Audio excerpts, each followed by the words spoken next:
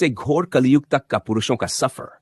यह सफर पुरुषों के सामाजिक, नैतिक और व्यक्तिगत मूल्यों के क्रमिक पतन और भौतिकता की ओर बढ़ती यात्रा का प्रतीक है। इस प्रक्रिया में उनका संघर्ष, स्वार्थ और जिम्मेदारियों से दूरी स्पष्ट रूप से झलकती है।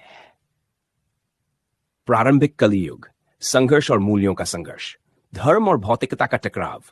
पुरुष अभी भी धर्म और नैतिकता से जुड़े थे, लेकिन भौतिक सुख सुविधाओं का आकर्षण बढ़ने लगा।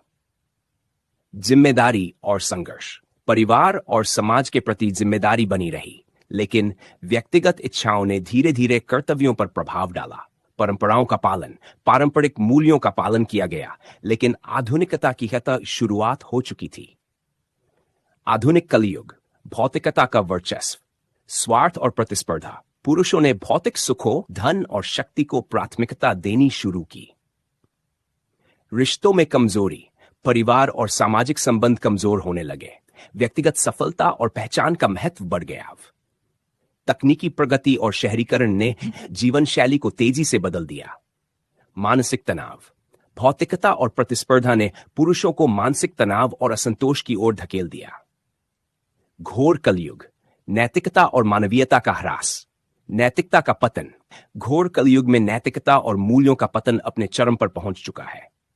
भौतिकता और लालच, धन, शक्ति और भौतिक सुख ही जीवन का मुख्य लक्ष्य बन गया। रिश्तों का विखंडन, परिवार और समाज के प्रति जिम्मेदारियां लगभग समाप्त हो गई। आध्यात्मिकता का अभाव, आत्मबोध और आध्यात्मिकता का स्थान पूरी तरह से भौतिकता ने ले लिया। अराजकता का युग, समाज में अराजकता, हिंसा और स्वार्थ का बोलबाला है। सफर का निष्कर्ष, कलयुग से घोर कलयुग तक पुरुषों का सफर मानवता और मूल्यों के पतन का प्रतीक है। इस यात्रा में पुरुषों ने अपने कर्तव्यों और नैतिकता को त्याग कर भौतिकता, स्वार्थ और प्रतिस्पर्धा को अपनाया।